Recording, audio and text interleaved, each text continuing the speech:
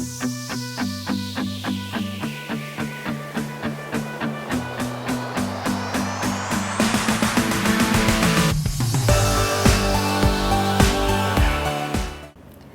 علیکم، میں ہوں زاہدہ راؤ، آپ دیکھ رہے ہیں on line digital T V. آج ہم جس ٹاپک پر بات کرنے جا رہے ہیں وہ ڈپریشن اور مایوسی ہے، کیونکہ آج کل کی نسل میں جو ڈپریشن اور مایوسی ایک بیماری بن چکی ہے۔ پہلے زمانے میں بھی شاید نوجوان نسل مایوس ہوتی ہوگی، لیکن آج کل تو ہر تیسرا بندہ ہمیں جو ہے مایوس اور ڈپریشن کا شکار دکھائی دیتا ہے۔ اس کی وجہ کہ ہمارے ملکی حالات ہیں، کہ ہمارے ملکی حالات ایسے ہو چکے ہیں کہ ہمیں مایوس ہو جانا چاہیے، یا پھر ایک بیماری واقعی بن چکی ہے کہ ہم جو ہے سائیکاٹرسٹ کے پاس جانے کو مجبور ہو گئے ہیں، اور ہر تیسرا بندہ اس بیماری میں مبتلا دکھائی دیتا ہے۔ تو آج ہمارے ساتھ راجن ناصر صاحب موجود ہیں، جو ایک صحافی ہیں، کیونکہ وہ فیلڈ میں کام کرتے ہیں، ان کا لوگوں سے واسطہ پڑتا رہتا ہے، اور خاص طور پر نوجوان نسل سے۔ اور مجھے لگتا ہے کہ جب بھی میں نے ان کو دیکھا ہے، وہ ہمیشہ نوجوانوں کو موٹیویٹ کر رہے ہوتے ہیں کہ کچھ نہ ہونے کے باوجود بھی آپ کو ہمت نہیں ہارنی چاہیے۔ السلام علیکم راجن ناصر صاحب۔ جی وعلیکم السلام۔ تو سب سے پہلے آپ یہ بتائیں کہ آپ کو میں نے ہمیشہ دیکھا کہ آپ لوگوں کو موٹیویٹ کر رہے ہوتے ہیں، نوجوان نسل کو، تو اس کی کیا وجہ ہے کہ آپ کو لگتا ہے واقعی ہم مایوس ہو چکے ہیں؟ نہیں، مایوس نہیں ہوتے، اصل میں ہم نے جو خواب سجا لیتے ہیں نا، وہ حقیقت سے تھوڑے سے پر۔ خواب دیکھنا بری بات نہیں ہے، میں سمجھتا ہوں کہ خواب کو بھی انجوائے کرنا چاہیے اور دیکھنے چاہیے۔ خواب آپ کی کامیابی اور آپ کی ترقی کا پہلا زینہ ہوتا ہے، پہلی سیڑھی ہوتی ہے، اور جب وہ دیکھتے ہیں تو پھر آپ اس کی طرف بڑھتے ہیں۔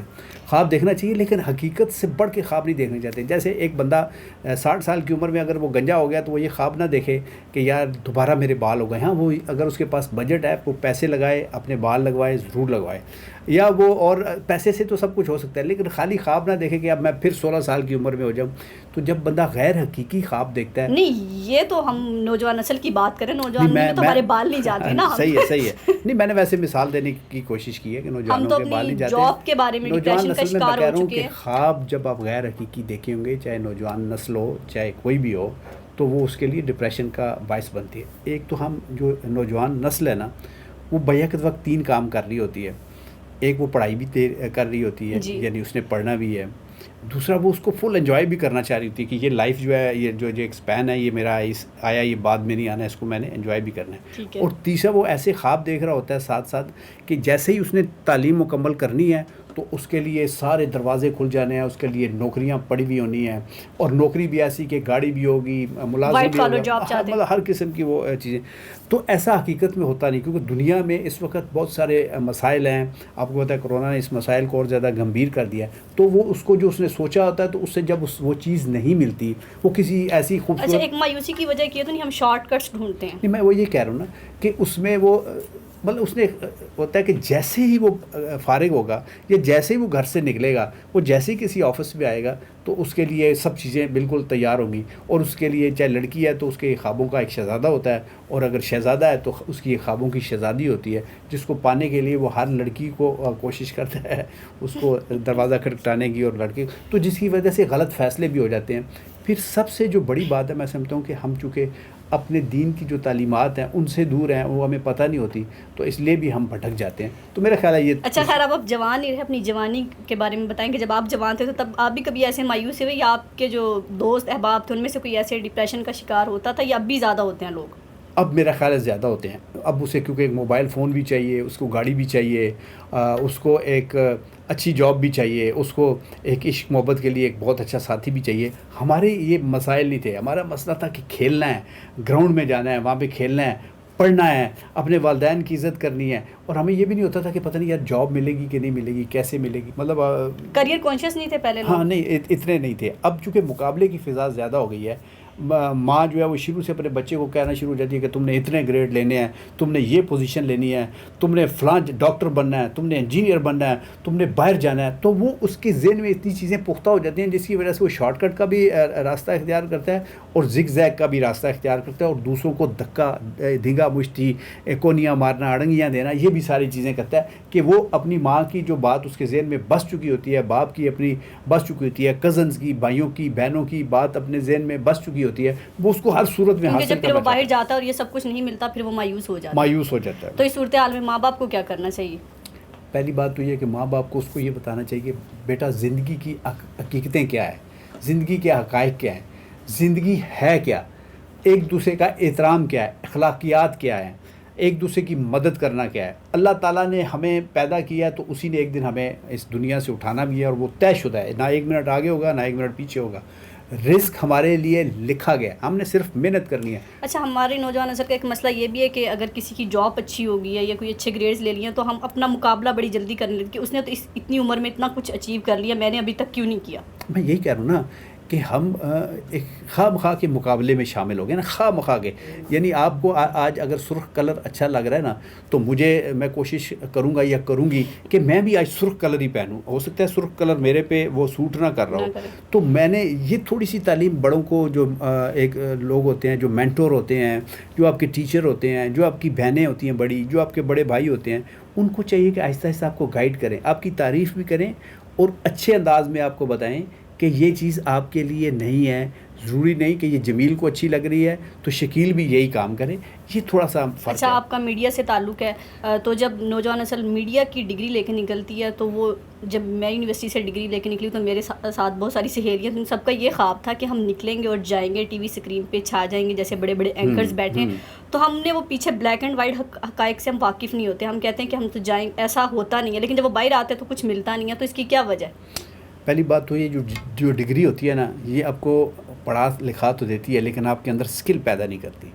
تو ڈگری کے بعد اصل کام آپ کا تب شروع ہوتا ہے. تو آپ نے محنت کرنی ہوتی ہے اس سکل کو حاصل کرنے کے لیے. یعنی آپ کو بولنا آنا چاہیے, آپ کو لکھنا آنا چاہیے, آپ کو خبر کی تلاش کرنی آنی چاہیے, آپ کو لیگ ورک کرنا آنا چاہیے, محنت کرنی آنی چاہیے. تو پھر اللہ تعالیٰ آپ کے لیے مواقع پیدا کرتا ہے. لیکن آپ خالی ایک ڈگری, ایک کاغذ کی وہ جو ڈگری ہوتی ہے اس کو سمجھ گئے کہ اب میں یہ ڈگری دکھاؤں گی یا دکھاؤں گا, تو آگے وہ کہیں گے جی آ جائیں, ہمیں تو آپ کا انتظار تھا, بیٹھیں, کل سے احمد میر کی ہم نے چھٹی کرا دی ہے, ہم نے ارشد شریف کی چھٹی کرا دی ہے, کاشف عباسی ختم ہے, آپ نے کل سے یہ شو کرنا ہے, آپ ہمارے لیے بہت. یہ نہیں جانتے کہ انہوں نے پچھلے کتنے سالوں سے محنت کر رہے ہیں. ان کا بڑا سفر ہوتا ہے, بڑے دھکے ہوتے ہیں, انہوں نے شاید اتنی ماریں کھائی ہوئی ہوں کہ آپ سوچ بھی نہ سکتے ہوں. تو کیا کرنا چاہیے نوجوان نسل کو؟ والدین کو تو اپنے میسیج دیا کہ نوجوان نسل کو کیا کرنا چاہیے کہ ہم جو ہے, ایک تو ہمارے ملک کے حالات بھی ایسے ہیں, بے روزگاری واقعی بہت ہے اور ہمارے لیے بڑی صورتحال گمبھیر ہوتی جا رہی ہے. تو آپ اس صورتحال میں نوجوان نسل کو کہیں کہ جو کام ملا ہے وہ کر لینا چاہیے میرا خیال سے, کیونکہ ہم بڑے کی تلاش میں رہتے ہیں, چھوٹا کام ہم کرتے ہی نہیں ہے کہ ہم نے بچپن سے خواب بنایا ہوا ہوتا ہے, جیسے آپ نے کہا کہ بڑی سیٹ پہ جا کے بیٹھ جائیں گے. تو میرا خیال سے ہمیں جو چھوٹا موٹا جو ملتا ہے وقت گزارنے کے لیے اور اپنی اسکلز بڑھانے کے لیے کر لینا چاہیے. دیکھیں, میں پہلی بات تو یہ کہوں گا, اس سوال کے دو جواب ہیں. ایک تو میں نے شروع میں بھی کہا کہ والدین کو, بڑے بہنوں کو, بڑے بھائیوں کو, اپنی بھابھیوں کو, جو آپ کے گھر میں جو بڑے ہونے کی حیثیت رکھتے ہیں, ان کو آپ کے ذہن میں یہ بیج نہیں بونا چاہیے کہ آپ نے یہی کرنا ہے, آپ نے یہاں تک ہی پہنچنا ہے, آپ نے جیسے نکلنا ہے, آپ کے پاس 4 ویلر ہو یا آپ کے پاس ایک وائٹ کالر جاب ہو یا آپ کے پاس نوکر چاکر ہو, یہ نہیں. اسے بس یہ کہیں ایک اچھا انسان بنانے پہ اچھا انسان بنانا ہے, اور آپ نے محنت کرنی ہے, اور محنت کے طریقے یہ ہیں, اور پھر پھل جو ہے وہ اللہ تعالیٰ دیتا ہے. ایک تو یہ بات ہے. اور دوسری بات یہ ہے کہ آپ صرف یہ سوچیں کہ آپ کا کام ہے محنت کرنا. آپ نے اپنی ڈائریکشن صحیح رکھنی ہے.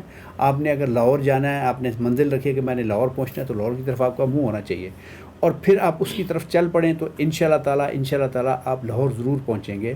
اپنی محنت کریں. آپ کا اگر رخ کسی اور جانب ہو اور آپ کی منزل کسی اور جانب ہو, تو آپ ساری عمر چلتے رہیں, وہاں پہ نہیں پہنچ سکتے.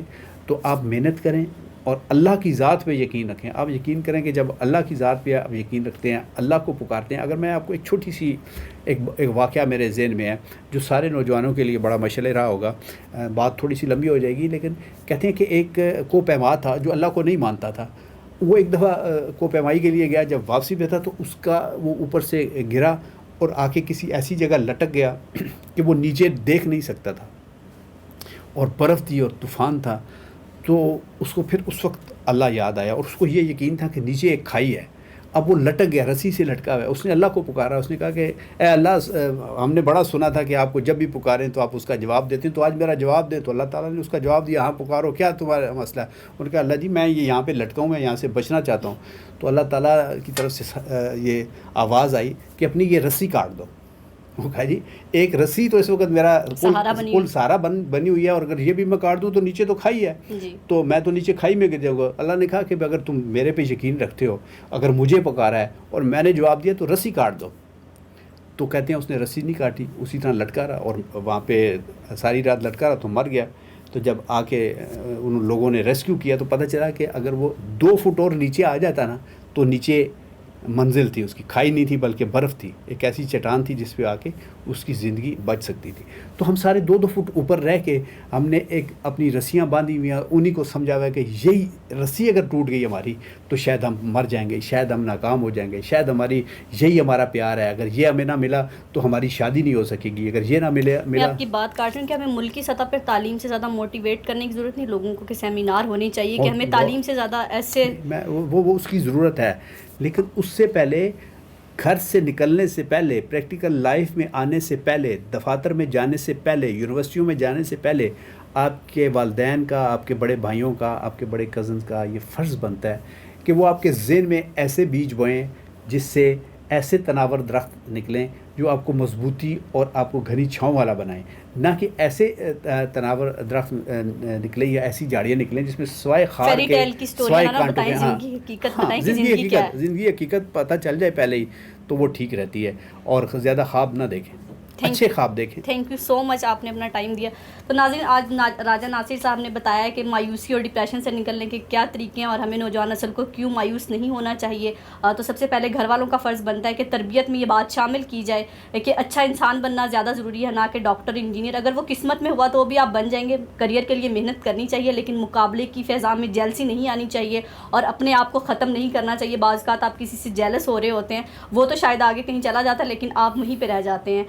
تو اپنا اور اپنے پیاروں کا بہت خیال رکھیے. اگلی ویڈیو کے ساتھ ملتے ہیں. اللہ حافظ.